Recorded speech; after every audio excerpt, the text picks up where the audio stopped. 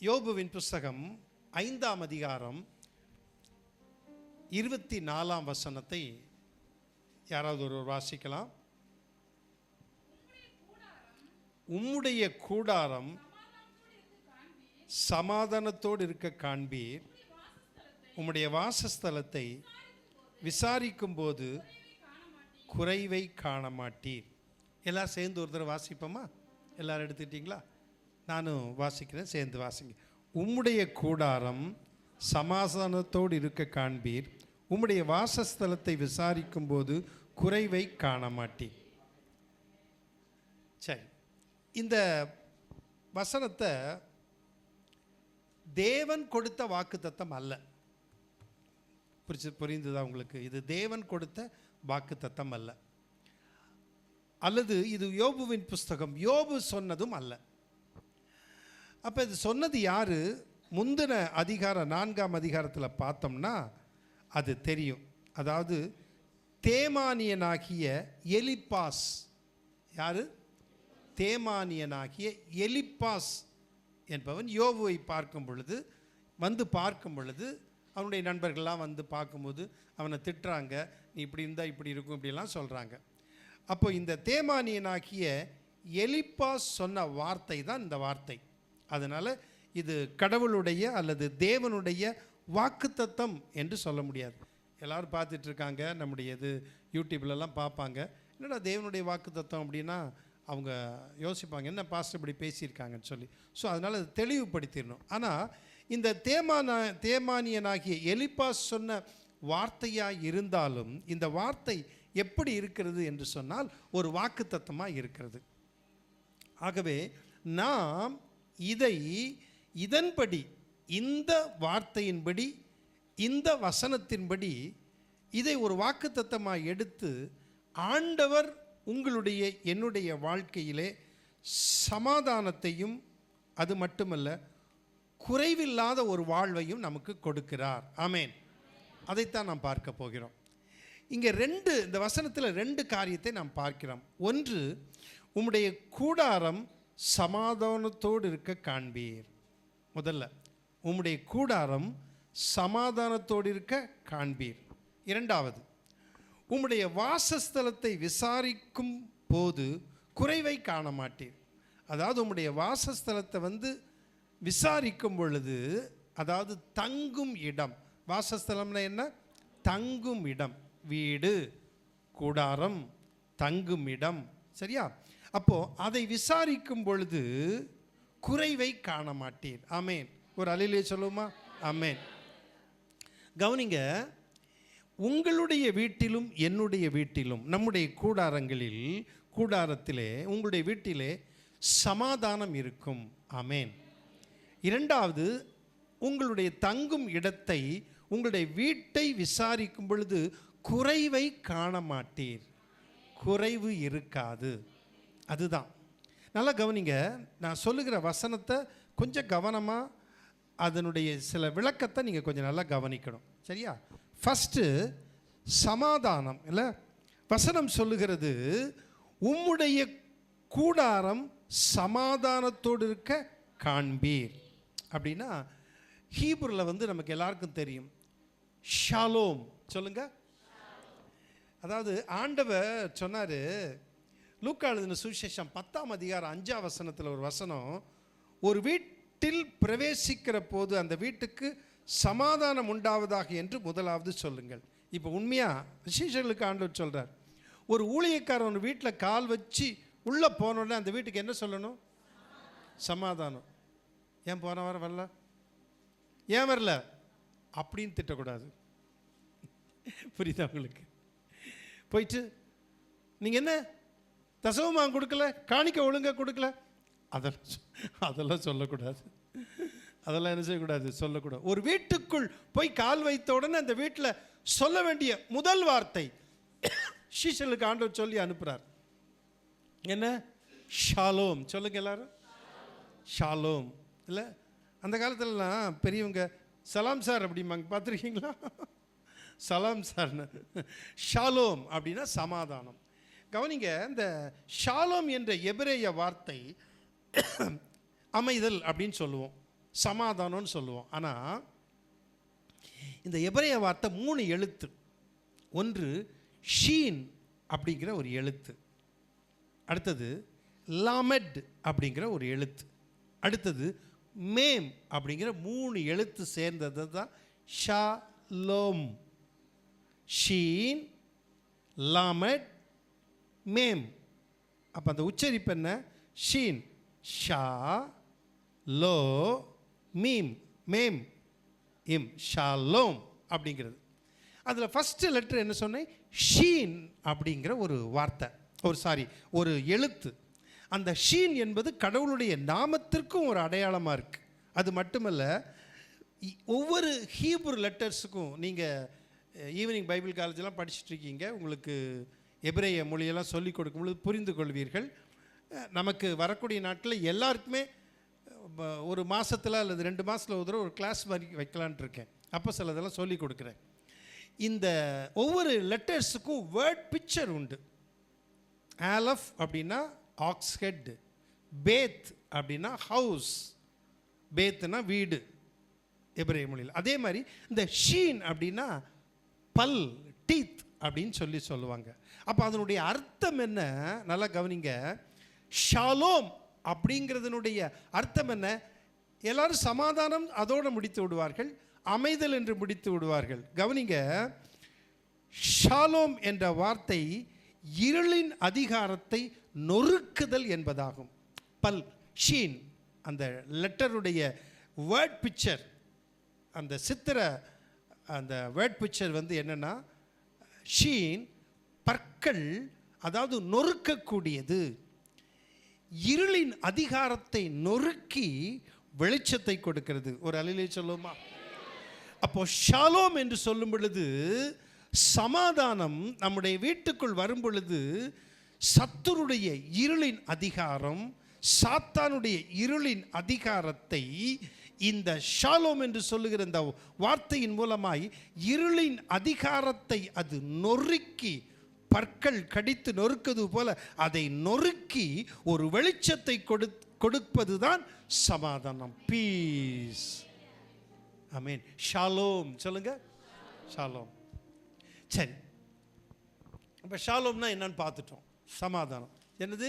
இருளின் அதிகாரத்தை நொறுக்கி வெளிச்சத்தை கொடுப்பது. ரைட். இப்போ 2வது இந்த வசனத்தில் சொல்லப்பட்டிருக்கிறது, உம்முடைய வாசஸ்தலத்தை விசாரிக்கும் போது குறைவை காண மாட்டீர்.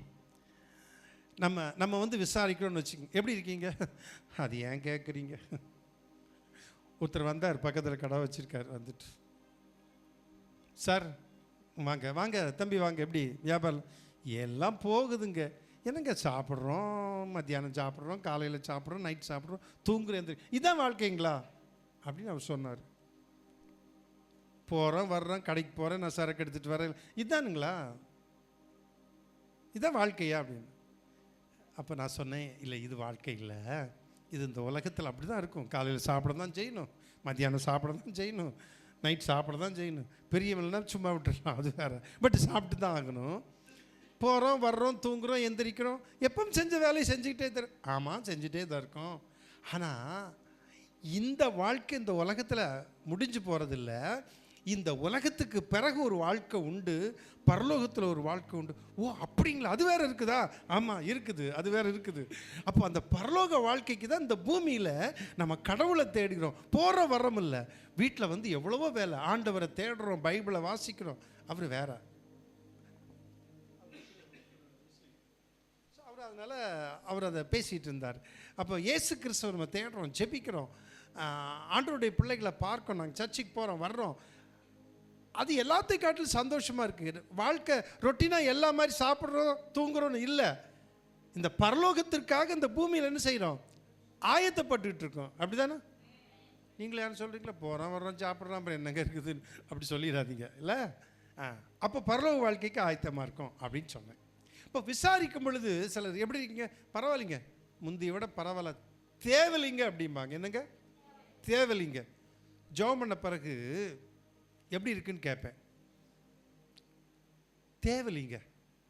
ஏம்மா அந்த தேவையில்லைங்கெல்லாம் சொல்லாதீங்க, நல்லா இருக்கா அப்படியே இருக்கா, கொஞ்சம் பரவாயில்லைங்க, கொஞ்சம் தேவை, கொஞ்சம் மேலே உங்களுக்கு வலி இருக்குதா இல்லையா? இருக்குதா, சும்மா இருங்க. அப்போ சுகமாச்சுன்னா சுகமாச்சு, இல்லைன்னா இல்லை. அதான் நான் சொல்லுவேன். விசாரிக்கும்போது தேவையில்லைங்க, நம்ம இந்த வார்த்தை என்ன சொல்லக்கூடாது, தேவையில்லைங்கன்னு சொல்லக்கூடாது. ஒன்று. அடுத்தது எப்படி இருக்குங்க? சுமாராக இருக்குனுங்க. எப்படி இருக்கும்? சுமாராக இருக்கும். எங்கே போயிட்டுருக்கீங்க? சும்மா கடைக்கு போகிறோம். சும்மா இல்லை, பருப்பு வாங்க போகிறீங்க. எங்கே போகிறீங்க? சும்மா இந்த துணிக்கடை வரைக்கும் பாரு. சும்மா போயிட்டு வருவீங்களா? துணிக்கடையில் போய் ஒரு சாரிக்கு 2 சாரி எடுத்துகிட்டு வருவீங்க. ஸோ நம்ம ஆனால் அப்படி சும்மா போகிறோங்க, தேவையில்லைங்க, பரவாயில்லைங்க, சுமாராக இருக்கும். இல்லை, நம்ம எப்படி சொல்லணும்? கர்த்தருக்குள் நான் நல்லா இருக்கேன். ஆமென். அப்போ விசாரிக்கும் பொழுது என்னவா, உம்முடைய வாசஸ்தலத்தை விசாரிக்கும் போது குறைவை காண மாட்டீர். இங்கே வேற ஒரு மொழிபெயர்ப்பில் அதே போல் ஆங்கிலத்தில் 2-3 மொழிபெயர்ப்பை நான் பார்த்தேன். கடைசியாக நேற்றுக்கு நைட்டில் கடைசியாக போக போக ஒரு மொழிபெயர்ப்பை பார்த்தேன். நான் அவசரமாக நேற்றுக்கு நைட்டில் முடிக்கிறதுக்குள்ளே ஒன்று. அது மெசேஜ் பைபிள்னு ஒரு பைபிள், அது இல்லாமல் ESVங்கிற ஒரு பைபிள், அது இல்லாமல் NKJVன்னு ஒரு பைபிள், அது இல்லாமல் KJVன்னு ஒரு பைபிள். இத்தனை பைபிளையும் பார்த்தேன். எனக்கு அது ஒரு பழக்கம் உண்டு. ஒரு மெசேஜுக்கு முன்னாங்க மற்ற பாஸ்டர்ஸுக்கும் நான் சொல்கிறது உண்டு, இப்படி பார்த்து பிரசங்கம் பண்ணுங்கன்னு. என்னுடைய ஒரு அனுபவமுள்ள ஊழியக்காரனாக்கெலாம் சொல்கிற வழக்கம் உண்டு. மெசேஜ் பைபிளையும் பார்த்தேன். இப்போ உங்களுக்கு நான் அதை சொல்கிறேன். ஒன்று கவனிங்க. தமிழ்லையே நம்ம பைபிள் இல்லாமல் வேறு மொழிபெயர்ப்பு, திரு விவிலிய பொது மொழிபெயர்ப்பு என்ன சொல்லுது தெரியுங்களா? உம்முடைய கூடாரத்தில் அமைதியை காண்பீர், உம் மந்தையை சென்று காண்கையில் ஒன்றும் குறைபடாதிருக்கும். என்னங்க? உம் மந்தையை சென்று காணும் பொழுது என்னதில்ல குறைபடாதிருக்கும். அப்படின்னா மந்தையில் இருக்க ஒரு ஆடு என்ன செய்யாது? இன்னொரு மொழிபெயர்ப்பு மிஸ் ஆகாதான். என்ன ஆகாதுங்க? மிஸ் ஆகாதான். பாருங்களேன், என்ன ஒரு அழகாக இருக்குது. அந்த இது எப்படி என்ன ஆகாது? மிஸ் ஆகாதான். அப்போ உம்முடைய கூடாரத்தை சென்று பார்க்கும் பொழுது அங்கே ஒன்றும், மந்தையை சென்று பார்க்கும்போது ஒன்றும் குறைவுபடாது. ஒரு ஆடு மிஸ் ஆகியிருக்காதான். இப்போ நம்ம ஆடு வளர்க்குறவனுக்கு தெரியும் இல்லை? ஒரு ஆடு மிஸ் ஆச்சுன்னா எவ்வளோ கஷ்டமாக இருக்கும். ஒரு ஆடு செத்து போச்சுன்னா எப்படி இருக்கும்? ரொம்ப கஷ்டப்படுவாங்க. அப்போது மிஸ் ஆகாதான் ஒன்று. இன்னொன்று என்ன சொல்லப்பட்டிருக்குன்னா, அதாவது உன்னுடைய வீட்டில் இருக்கக்கூடிய your property and to find nothing missing. உன்னுடைய ப்ராப்பர்ட்டி இருக்கு பார்த்தீங்களா, அது ஒன்றும் மிஸ் ஆகாதான். ஒன்று மந்தையில் குறைவுபடாது, ஆடு ஒன்றும் மிஸ் ஆகாது, குறைஞ்சி போகாது. இன்னொரு மொழிபெயர்ப்பில் இங்கிலீஷில் என்ன சொல்லப்பட்டிருக்குன்னா, அதாவது உன்னுடைய ப்ராப்பர்ட்டி என்ன, உன்னுடைய சொத்து, உன்னுடைய செல்வம் குறைவுபடாது. நான் சொல்கிறது புரியுதா உங்களுக்கு? வசனத்தை அழுத்தி சொல்கிறேன். அப்போ என்னுடைய கூடாரத்தை, என்னுடைய வீட்டை விசாரிக்கும் பொழுது என் வீட்டில் இருக்கக்கூடிய சொத்து குறைவுபடாது, என் வீட்டில் இருக்கக்கூடிய செல்வம் குறைவுபடாது, என் வீட்டில் இருக்கக்கூடிய அந்த ப்ராப்பர்ட்டி குறைவுபடாது. அப்போ ப்ராப்பர்ட்டி குறைவுபடாதுன்னா நான் எப்படி தான் இருப்பேன்? ப்ராஸ்பரிட்டியாக இருப்பேன். ஆமேன். கவனிச்சிங்களா நான் சொன்னது? அப்போ என் கூடாரத்தை விசாரிக்கும் பொழுது, உங்களுடைய வீட்டை விசாரிக்கும் பொழுது உங்கள் வீட்டில் ப்ராப்பர்ட்டி குறைவுபடாது. உங்கள் மந்தையை போய் பார்க்கும் பொழுது ஆடு ஒன்றும் மிஸ் ஆகாது, ப்ராப்பர்ட்டி ஒன்றும் மிஸ் ஆகாது. ஆமேன். சரி, என்ன ஒரு அருமையான வசனம். இந்த வசனத்தை முந்தி கூட பேசியிருக்கேன், ஆனால் நான் இப்படி பேசலை. இன்னும் அடுத்த பேசுவேன், வேறு மாதிரி பேசுவேன். வசனத்தை தியானிக்கும் பொழுது எவ்வளோ நல்லா இருக்குது. என்னால் முடியாது, சில சமயம் அப்படியே உட்கார்ந்துருப்பேன், யோசிச்சிட்டே இருப்பேன், இன்னொன்று எடுத்து பார்ப்பேன், இன்னொரு பைபிள் எடுத்து பார்ப்பேன், பார்த்துக்கிட்டே இருப்பேன். எனக்கு அவ்வளோ டேஸ்ட்டாக இருக்கும் இல்லை? கர்த்தர் நல்லவர் என்பதை ருசித்து பாருங்கள். சரி, அப்போது என்னவாமா, உங்களுடைய சொத்தில், உங்களுடைய மந்தையில் எதுவும் குறைவுபடாது, எது ஒன்றும் குறைவுபடாது. ஆமேன். ஆண்டவர் நம்முடைய தேவன் எப்படி தெரியுங்களா? நல்ல தேவன், கொடுக்கிற தேவன். உங்கள்கிட்ட இருக்கிறத பிடுங்கிற தேவன் அல்ல, எடுக்கிற தேவன் அல்ல, கொடுக்கிற தேவன், ஆசீர்வதிக்கிறவர். ஆண்டவரை உண்மையாய் தேடும் பொழுது என் வாழ்க்கையில் ஆண்டவர் நான் இருக்கிற ஸ்தானத்திலேயே அப்படியே இருக்க மாட்டேன், என்னை அப்படியே லிஃப்ட் பண்ணுவார். ஆமேன். எத்தனை பேர் நம்புறீங்க? ஆமேன். உயர்த்துவார். நம்புறீங்களா? கர்த்தர் உங்களுக்கு செய்வார். அதான். அப்போ உங்க வீட்டை விசாரிக்கும் பொழுது உங்க வீட்டில் சமாதானத்தை காண்பார்கள். உங்க வீட்டை விசாரிக்கும் பொழுது ப்ராப்பர்ட்டி குறைந்து போவதில்லை, மந்தையில் ஒன்று மிஸ் ஆக போறதில்லை, இருக்கிற உங்க வீட்டில் இருக்கக்கூடிய சொத்துல ஒன்று குறைஞ்சி போவது இல்லை.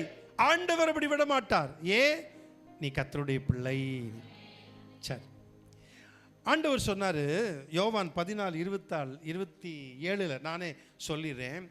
இயேசு கிறிஸ்து சொன்னார், சமாதானத்தை உங்களுக்கு வைத்து போகிறேன், என்னுடைய சமாதானத்தை உங்களுக்கு வைத்து போகிறேன்.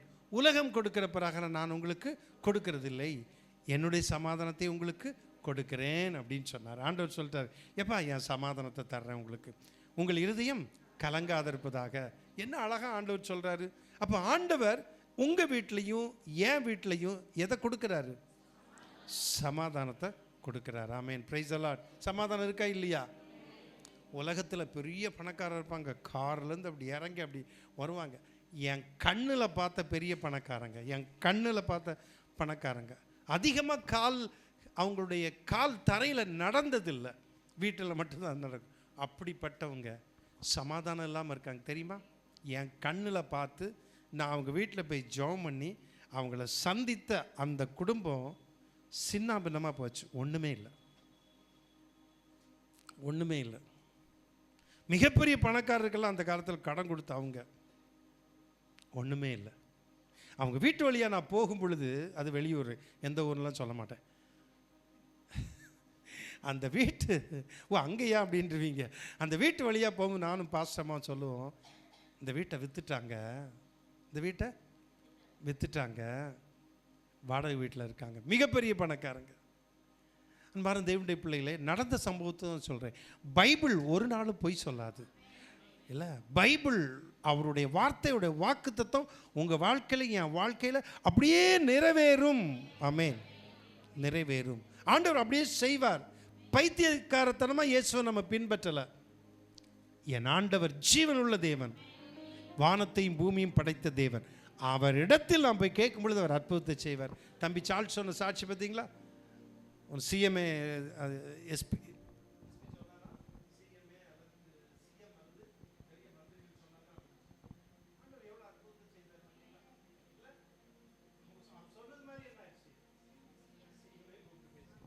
ஆண்டவர் அற்புதத்தை செய்கிற தேவன். ஆமென். அல்லேலூயா. Okay, praise the Lord. சரி, ஆண்டவர் சமாதானத்தை வைத்து போனார். ரைட். அடுத்தது இரண்டாவது பகுதி, உம்முடைய வாசஸ்தலத்தை விசாரிக்கும் போது குறைவை காண மாட்டேன். சங்கீதம் 34:10. சங்கீதம் 34:10 திருவிருந்த ஆராதனை. ஆகவே நான் கொஞ்சம் வேகமாக பார்ப்போம். எப்படிங்க? சிங்கக்குட்டிகள் தாழ்ச்சி அடைந்து பட்டினியா இருக்கும், கர்த்தரை தேடுகிறவர்களுக்கோ ஒரு நன்மையும், மந்தையில் ஒரு ஆடும் குறைஞ்சு போகுது, சொத்துல குறைவு போகாது, எதுவுமே மிஸ் ஆகாது. சொல்லுங்க, எதுவுமே மிஸ் ஆகாது. இங்க வசனம் சொல்லுகிறது, சிங்கக்குட்டிகள் தாழ்ச்சி அடைந்து பட்டினியா இருக்கும், கர்த்தரை தேடுகிறவர்களுக்கோ ஒரு நன்மையும் குறைவுபடாதான். ஒரு நன்மையும் குறைவில்லை. குறைவில்லாத ஒன்றை, குறைவில்லாத ஆசீர்வாதத்தை கொடுக்கிறவர் கர்த்தர். ஆமென். Praise the Lord. கூடாரத்தை விசாரிக்கும் பொழுது என்ன இருக்காது? குறைவு இருக்காது. ஒரு வசனம் அதுக்கு உதாரணம் சொல்றேன். 1 ராஜாக்களின் புஸ்தகம் 17ஆம் அதிகாரம் 14, 15, 16 நிறுத்தி வாசிங்க பார்ப்போம்.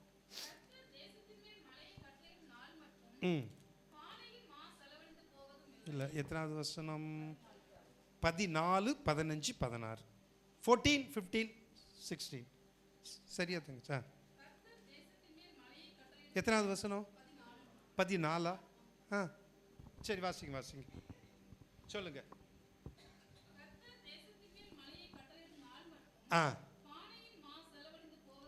சரி, வாசிங்க. சரி, இப்போ பாருங்க, எலியா தீர்க்கதரிசி போய் தன்னுடைய மகன் அந்த விதவை வீட்டுக்கு போ, ஆண்டவர் உன்னை கர்த்தர் போஷிப்பார், நான் உன்னை போஷிப்பேன் அவள் மூலமாக சொல்லி அனுப்பிட்டார். எலியா தீர்க்கதரிசி போகிறார். சரியா? இப்போ போகும் பொழுது அவன் என்ன பண்ணுறான், போகும் பொழுது விறகு பொறுக்கிட்டு இருக்கான். எத்தனை விறகு? 2 விறகு, 2, அதுக்கு மேலே இல்லை. ஏன் அப்படின்னா அவன் சொல்கிறா, நானும் என் பையனும் சாப்பிட்டுட்டு செத்து போகிறோம், அவ்வளோதான். சாப்பிட்டுட்டு சாப்பிடாம சாகக்கூடாதா? இல்லை, நான் சாப்பிட்டுட்டு தான் சாவேன். சாப்பிட்டுட்டு செத்து போவேன். எத்தனை விறகு பிறக்கிறேன்? 2 விறகு. இந்த 2 விறகு போதும், அதே மிச்சம்னு நினைக்கிறேன். இப்போ என்ன சொல்கிறாரு எலியா? சொல்கிறாரு, நீ போய் என்ன செய்யணும்? அது முந்தின வசனம் பாருங்கம்மா. அப்பொழுது எலியா அவரை பார்த்து, பயப்படாதே, நீ போய் உன் வார்த்தையின்படி ஆயத்தப்படுத்து, ஆனாலும் முதல்ல அதிலே எத்தனை பேர் சாப்பிட்டு சாக போகிறாங்க? எத்தனை விறகு? இந்த அம்மாவுக்கு ஒரு விறகு, மகனுக்கு ஒரு விறகு. இப்போ எலியா சொல்கிறாரு, இந்த ஊழியக்காரருக்கே கொஞ்சம் அதிகமாக சும்மா இருக்க மாட்டாங்கல்ல, முதல்ல ஒரு அடை சுட்டு. இந்த காலத்தில் சொன்னாங்க ஒத்துக்குவாங்களா? எலியா சொன்னனால தப்பிச்சோம். எலியா சொல்கிறாரு, சரி இப்போ முதல்ல ஒரு அடையை சுட்டு, முதல் அடை யார்கிட்ட கொண்டு வந்து சின்னதாக சுட்டு வா போகுது, ஏன்னா விறகு கொஞ்சம் பத்தாது, மாவும் பத்தாது, அதனால் சின்னதாக எனக்கு சுட்டு கொண்டு வா. பின்பு அதுக்கு பிறகு உன் குமாரருக்கும் உனக்கும் நீ பண்ணலாம். ஏங்க யாரோ ஒத்துக்க முடியுமா? இல்லை, நீங்கள் ஒத்துக்குவீங்களா? என்னை கேட்டால் நீங்கள் ஒத்துக்கலன்னு நான் ஒத்துக்க மாட்டேன். ஏன் எனக்கே இருக்குது, எனக்கே பத்தலை, வந்து அந்த ஊழியக்கார வீட்டில் வந்து சும்மா தான் இருக்கணும், முதல்ல எனக்கு ஒரு அடையை கொண்டு வா. ஆனால் அந்த பெண்ணு, அந்த விதவை என்ன பண்ணா தெரியுமா? வாசிங்க. இல்லை, அவள் போய் என்ன செய்தா, அதை அப்படி செஞ்சா. அவள் போய் எலியாவின் சொற்படி, அந்த தீர்க்கதரிசனுடைய சொல்லின்படி அவள் செய்தாள். அதிலும் அவளும் இவனும் அவன் வீட்டாரும் எப்படி? எங்க 2 விறகு, கலசல கொஞ்சம் மாவு, கொஞ்சம் எண்ணெய். எத்தனை நாள் சாப்பிட்டாங்களா? அநேக நாள் சாப்பிட்டார்களா? எவ்வளோ ஒரு பெரிய அதிசயம் பார்த்தீங்களா? சரி, அடுத்தது அப்படியே வாசிங்க. கர்த்தர் எலியாவை கொண்டு சொன்ன வார்த்தையின்படி பானையில் மாவு செலவழிந்து போகவே இல்லை. நீங்கள் எப்படி நினைக்கிறீங்க? எப்படி மாவு அப்படி எடுத்து வச்சோன்னு மறுபடியும் அந்த மாவு வந்துடுது இல்லை? இல்லை நிறைய பொங்கி வருதா? தெரியல எப்படின்னு. அது அந்த அம்மாட்ட போய் கேட்டது, பரலோகத்தில் போய் கேட்டால் தான் தெரியும், நமக்கு தெரியாது. ஆனால் மாவு செலவழிந்து போகவும் இல்லை, கலசத்தில் எண்ணெய் குறைந்து போகவும் இல்லை. எப்படி அற்புதம் பார்த்தீங்களா? யார் செய்த அற்புதம்? கர்த்தர் செய்த அற்புதம். உங்கள் வாழ்க்கையில், என் வாழ்க்கையில் குறைவு என்று வரும் பொழுது ஆண்டவர் ஏசப்பா வந்துட்டா போதும், அந்த குறைவு போயிடும். ஆமேன். நம்புறீங்களா?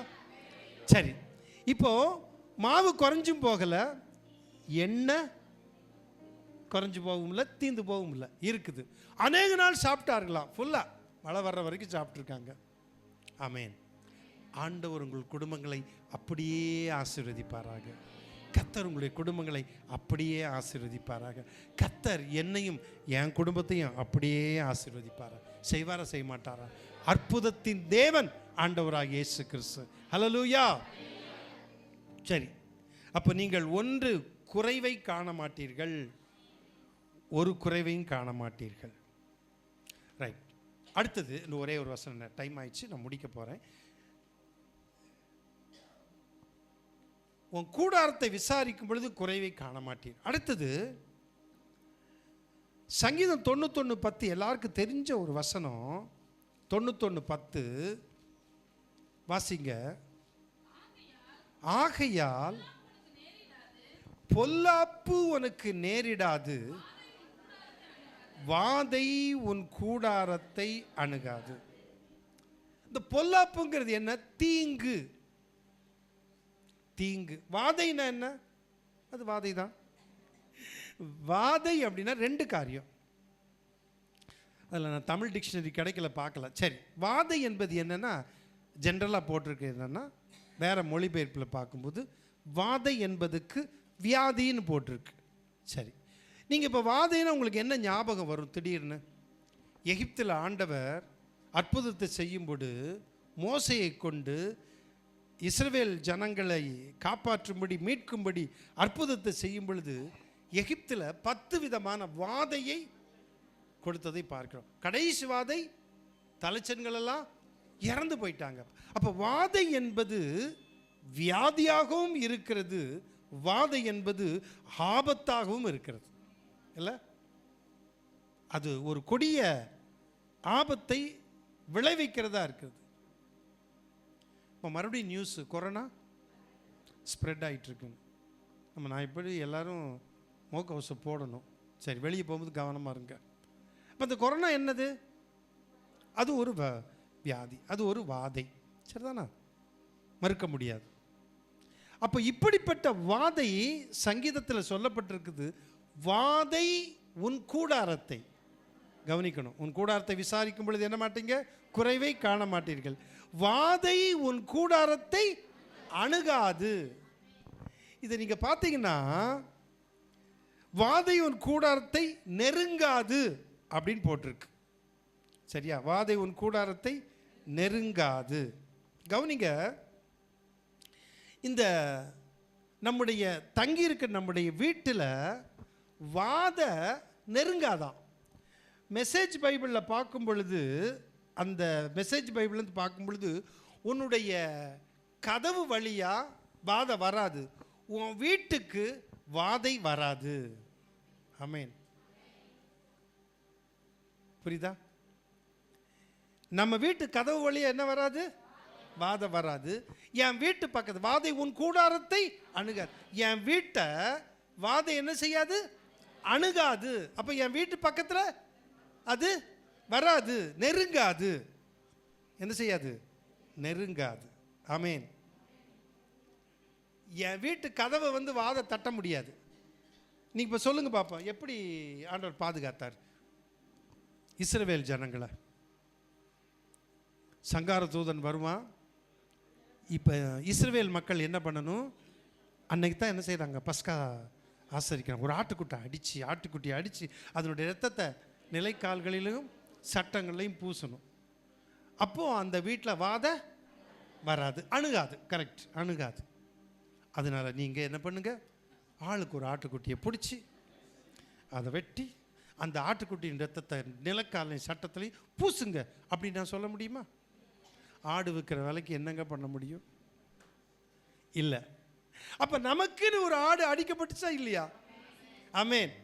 வேண்டாப்பா, செலவு பண்ணாத, நான் உனக்காக அடிக்கப்பட்டேன்னு இயேசு கிறிஸ்து பலி ஆயிட்டார். இதோ உலகத்தின் பாவத்தை சுமந்து தீர்க்கிற தேவ ஆட்டுக்குட்டி. அப்போ அந்த ஆட்டுக்குட்டியின் இயேசு கிறிஸ்துவின் ரத்தம் பூசப்பட்டிருக்குது.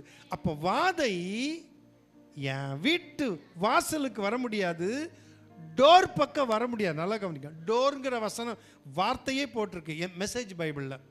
அந்த டோர் பக்கம் வர முடியாது, டோர் வழியாக உள்ளே வர முடியாது, வீட்டு வழியாக உள்ளே வர முடியாது, என் வாசலை கடந்து தான் போகும். ஆமென். வாதை உன் கூடாரத்தை அணுகாது, தீங்கு வராது, வியாதி வராது, ஆபத்து வராது. ஆமென். எத்தனை பேர் விசுவாசிக்கிறீங்க? ஆமென். டைம் ஆயிடுச்சு. இன்னும் ஒரே ஒரு வசனத்தை மட்டும் நான் சொல்லி முடிக்கிறேன். நிறைய வசனங்கள் இருக்கு, பரவாயில்ல, முடிக்கிறேன். அடுத்தது சங்கீதம் 118:15. நிறைவாக இதை நான் சொல்லி நான் முடிக்கிறேன். நீதிமான்களுடைய கூடாரங்களில் ரட்சிப்பின் கம்பீர சத்தம் உண்டு. கவனிக்க, இந்த கூடாரம் அப்படிங்கிறதெல்லாம் அந்த காலத்தில். இப்போ நம்ம என்ன பண்ணுறோம்? வீட்டில் இருக்கோம். அப்போ நீதிமானுடைய கூடாரங்களில் என்ன சத்தம் கேட்குமா? ரட்சிப்பின் கம்பீர சத்தம் கேட்குமா? இதுக்கு தான் நம்ம பைபிளை மட்டும் பார்க்க முடியாது, ஆங்கிலத்தில் வேறு தமிழ் மொழிபெயர்ப்பில் கொஞ்சம் பார்க்கணும். சரி, இப்போ நம்ம பார்ப்போமா அந்த ரட்சிப்பின் கம்பீர சத்தம்? கவனிங்க, பொது மொழிபெயர்ப்பில் என்ன சொல்லப்பட்டிருக்குன்னா, நீதிமான்களின் கூடாரங்களில் வெற்றியின் மகிழ்ச்சி குரல் ஒலிக்கின்றது. நீதிமான்கள் கூடாரத்தில் எப்படி? வெற்றியின் மகிழ்ச்சி குரல். அப்போ கம்பீர சத்தம் என்பது என்ன? வெற்றியின் மகிழ்ச்சி குரல். நல்லா கவனிங்க, வெற்றியின் மகிழ்ச்சி குரல் கேட்கிறது. எங்க?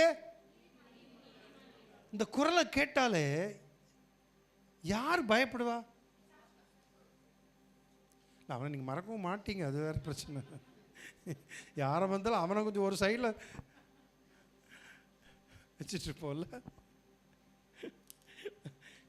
ஜேசன் ஸ்கூலில் படிக்கும் பொழுது, ஸ்கூலில் படிக்கிற பிள்ளைகளை காரில் கொண்டு அவனை விட்டுட்டு இந்த பிள்ளைகள், அங்கிள் எப்படி இருக்கீங்க அங்கிள் கேட்டுச்சு. படிப்பெல்லாம் எப்படிமா போயிட்டுருக்கு? அதில் ஒரு பிள்ளை துடுக்கான பிள்ளை, அது ஓரமாக போயிட்டுருக்குது அங்கிள்.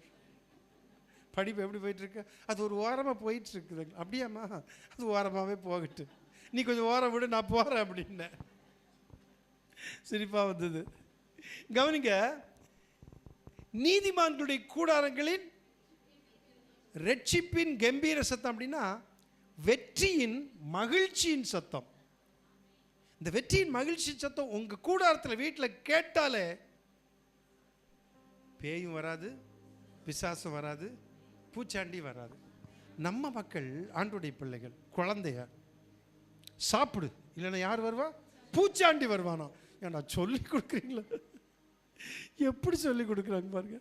குழந்தைக்கு பூச்சி ஆண்டி வருவான், பூச்சாண்டி வர்றான் பாரு, சாப்பிடலாம் பாருங்க.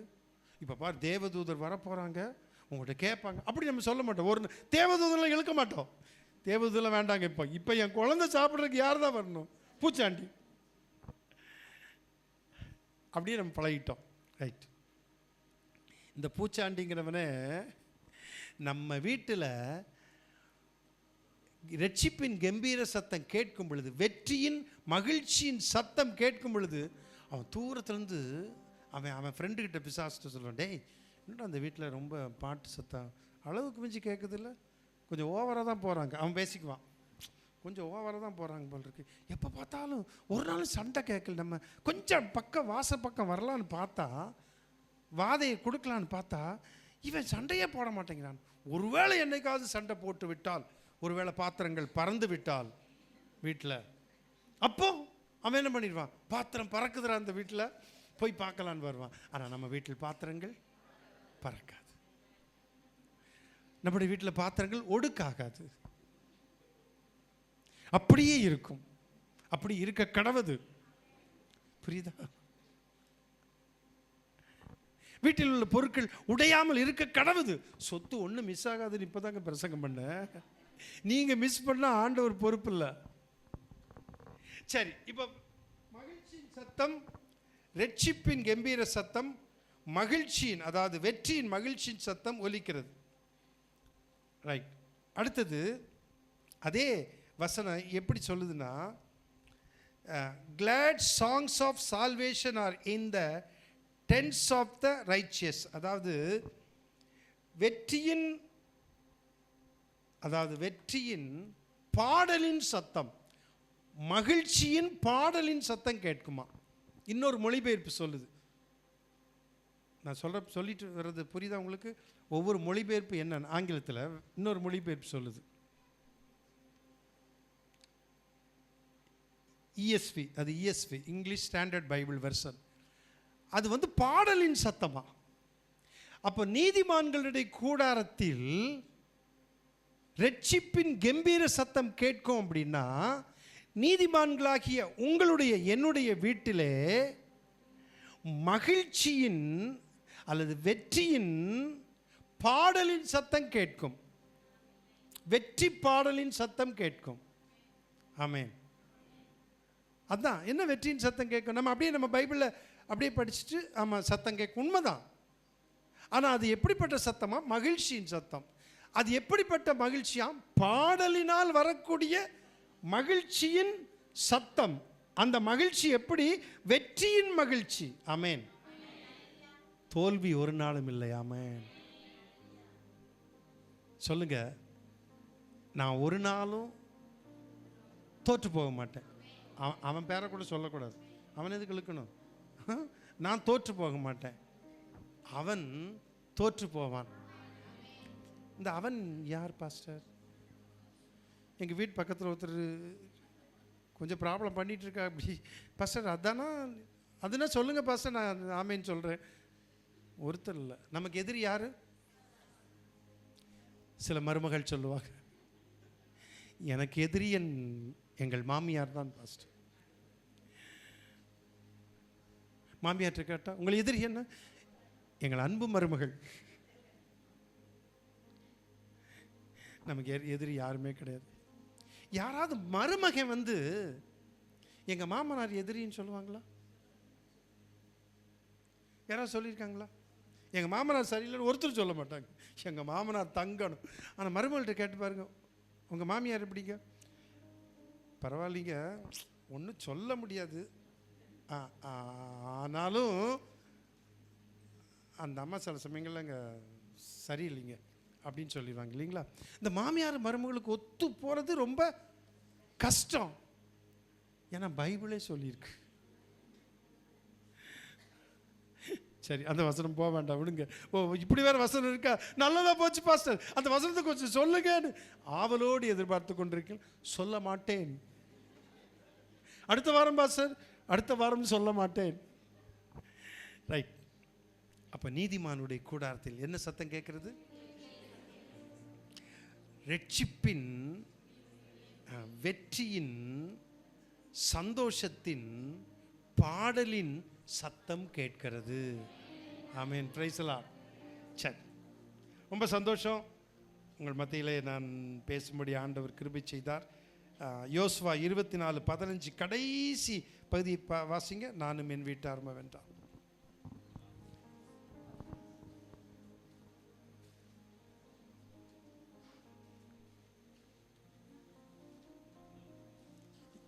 இருபத்தி 24:15.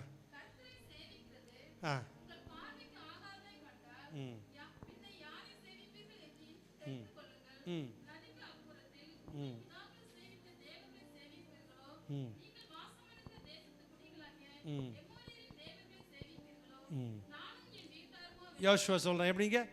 நானும் சொல்லுங்க பாப்போம். நானும் என் வீட்டார்ம வென்றால் கர்த்தரையே சேவிப்போம். ஆமென். Praise the Lord. நீதிமானுடைய கூடாரத்தில் என்ன இருக்குன்னு பார்த்துட்டீங்கல்ல? நான் மறுபடியும் சொல்லணும்னு அவசியம் இல்லை. கடைசியா நானும் என் வீட்டார்ம வென்றால், நீங்களும் உங்க குடும்பமும் நானும் என் வீட்டார்ம வென்றால் கர்த்தரையே, என் வீட்டில் என் கூடாரத்தில் கர்த்தரையே சேவிப்போம். இந்த துதி பாடல், வெற்றியின் பாடல், மகிழ்ச்சியின் பாடல், சந்தோஷத்தின் பாடல், ஜெபிக்கிற சத்தம், இதெல்லாம் ஒரு வீட்டில் கேட்டுகிட்டே இருக்குன்னு வச்சுக்கோங்களேன்.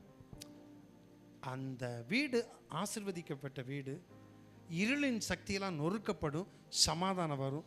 சொத்து ஒன்று என்னாகாது, அது குறைவுபடாது, இழந்து போக மாட்டான். ஆட்டு மற்ற ஒன்று ஆட்டில் ஒரு ஆடும் குறைஞ்சு போவதில்லை. குறைவில்லாமல் நிறைவை கொடுக்கிறார், சமாதானத்தை கொடுக்கிறார். இந்த ரெண்டு தான் மனுஷனுக்கு வேணும். ஒன்று சமாதானம், இன்னொன்று குறைவில்லாமல் இருப்பது. ஆமென். Praise the Lord. கர்த்தர் அப்படியே உங்கள் வீட்டிலும் உங்களுடைய குடும்பங்களிலும், என் வீட்டிலையும் என் குடும்பத்திலும் அப்படியே செய்வாராக. ஏன் அப்படின்னா அப்படியே செய்வார். நானும் என் வீட்டார்ம வென்றால் கர்த்தரையே சேவிப்போம். சொல்லுங்க பார்ப்போம். நானும் என் வீட்டார்ம வென்றால் கர்த்தரையே சேவிப்போம். ஆமென். Praise the Lord. கர்த்தர் உங்களை ஆசீர்வதிப்பாராக.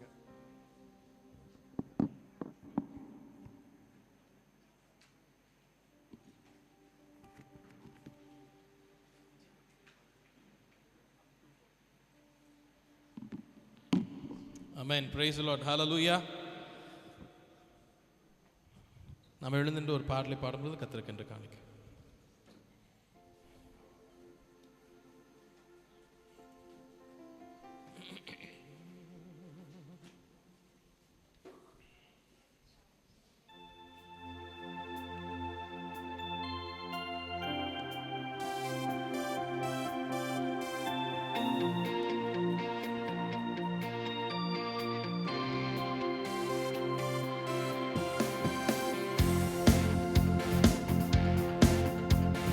சிங்கக்குட்டிகள் பட்டினி கிடக்கும், ஆண்டவரை தேடுவதற்கு குறைவில்லையே. சிங்கக்குட்டிகள் பட்டினி கிடக்கும், ஆண்டவரை தேடுவதற்கு குறைவில்லையே. குறைவில்லையே, குறைவில்லையே, ஆண்டவரை தேடுவதற்கு குறைவில்லையே. குறைவில்லையே, குறைவில்லையே, ஆண்டவரை தேடுவோக்கு குறைவில்லையே. சிங்கக்குட்டிகள் பட்டினி கிடக்கும், ஆண்டவரை தேடுவோக்கு குறைவில்லையே. புல்லுள்ள இடங்களிலே என்னை மேய்க்கின்றார், புல்லுள்ள இடங்களிலே என்னை மேய்க்கின்றார். தண்ணீரண்டை கூட்டி சென்று தாகம் தீர்க்கின்றார். தண்ணீரண்டை கூட்டி சென்று தாகம் தீர்க்கின்றார். சிங்கக்குட்டிகள் பட்டினி கிடக்கும், ஆண்டவரை தேடுவோக்கு குறைவில்லையே. சிங்கக்குட்டிகள் பட்டினி கிடக்கும், ஆண்டவரை தேடுவோக்கு குறைவில்லையே. எதிரிகள் முன் விருந்தொன்றை ஆயத்தப்படுத்துகிறார். எதிரிகள் முன் விருந்தொன்றை ஆயத்தப்படுத்துகிறார். என் தலை என்னை நான் அபிஷேகம் செய்கின்றார். என் தலை என்னை நான் அபிஷேகம் செய்கின்றார். சிங்கக்குட்டிகள் பட்டினி கிடக்கும், ஆண்டவரை தேடுவோக்கு குறைவில்லையே. சிங்கக்குட்டிகள் பட்டினி கிடக்கும், ஆண்டவரை தேடுவோக்கு குறைவில்லை. ஆத்துமாவை தேற்றுகிறார், ஆவி பொழிகின்றார். ஆத்துமாவை தேற்றுகிறார், ஆவி பொழிகின்றார். ஜீவனுள்ள நாட்களெல்லாம் கிருபை என்னை தொடரும். ஜீவனுள்ள நாட்களெல்லாம் கிருபை என்னை தொடரும். சிங்கக்குட்டிகள் பட்டினி கிடக்கும், ஆண்டவரை தேடுவோக்கு குறைவில்லை. ஓ, சிங்கக்குட்டிகள் பட்டினி கிடக்கும், ஆண்டவரை தேடுவோக்கு குறைவில்லையே. குறைவில்லையே, குறைவில்லையே, ஆண்டவரை தேடுவோக்கு குறைவில்லையே. குறைவில்லையே, குறைவில்லையே, ஆண்டவரை தேடுவோக்கு குறைவில்லையே. சிங்கக்குட்டிகள் பட்டினி கிடக்கும், ஆண்டவரை தேடுவோக்கு குறைவில்லையே. ஓ, சிங்கக்குட்டிகள்.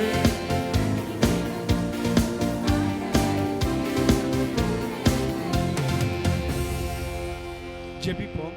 பரிசுத்தமுள்ள அன்பின் பிதாவே, இந்த ஆசீர்வதிக்கப்பட்ட மனமகிழ்ச்சியான அந்த நல்ல ஆராதனை நாளிலே உம்மை ஆராதிக்கும்படி, உம்மை தொழுது கொள்ளும்படி, உம்மை பணிந்து கொள்ளும்படி நீர் கொடுத்த நல்ல கிருபைக்காக நன்றியோடு கூட நம்ம துதிக்கிறோம், ஸ்தோத்தரிக்கிறோம்.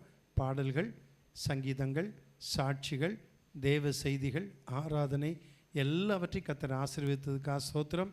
இப்பொழுதும் உம்முடைய பிள்ளைகள் கொடுத்த காணிக்கைகளுக்காக நன்றி செலுத்துகிறோம். உம்முடைய பிள்ளைகள் தங்களுடைய வருமானத்திலிருந்து, கஷ்டப்பட்டு சம்பாதித்த சம்பாத்தியத்திலிருந்து கர்த்தருடைய நாமம் மகிமைப்படும்படியாக, கர்த்தருடைய ஊழியத்துக்கென்று ஊழியக்காரன் போஷிக்கப்படும்படியாகவும் கொடுக்கப்பட்ட இந்த காணிக்கைகளுக்காய் உம்மை துதிக்கிறோம், ஸ்தோத்தரிக்கிறோம். உம்முடைய பிள்ளைகள் கொடுத்த தசம பாக காணிக்கைகளுக்காக, ஸ்தோத்திர காணிக்கைகளுக்காக, பொருத்தன காணிக்கைகளுக்காக நாங்கள் நன்றி செலுத்துகிறோம். உடைய பிள்ளைகள் கொடுத்த எல்லா காணிக்கைகளையும், தசமபாக காணிக்கைகளையும், ஸ்தோத்திர காணிக்கைகளையும், பொருத்தனை காணிக்கைகளையும் கர்த்தர் ஆசீர்வதிப்பீராக, அங்கீகரிப்பீராக. ஆபேலையும் அவனுடைய காணிக்கைகளையும் கர்த்தர் அங்கீகரித்தது போல உம்முடைய பிள்ளைகளையும், உம்முடைய பிள்ளைகள் கொடுத்த காணிக்கைகளையும் கர்த்தர் அங்கீகரித்து ஆசீர்வதியும். இதற்குரிய பிரதிபலனை உம்முடைய பிள்ளைகளுக்கு நிறைவாக திரும்ப கொடுத்து, ஆண்டவரை ஒன்றும் குறைவுபடாதபடிக்கு ஆசீர்வாதத்தை கட்டளிடுவீராக. உம்முடைய பிள்ளைகளுடைய வீட்டில் சமாதானம் இருக்கட்டும். உம்முடைய பிள்ளைகளுடைய வீட்டை விசாரிக்கும் பொழுது குறைவை காணக்கூடாது ஆண்டவரை. அப்படிப்பட்ட ஆசீர்வாதத்தை நீர் கட்டளிடுவீராக. ஒன்றும் மிஸ் ஆகக்கூடாது. ஆமாண்டவரே,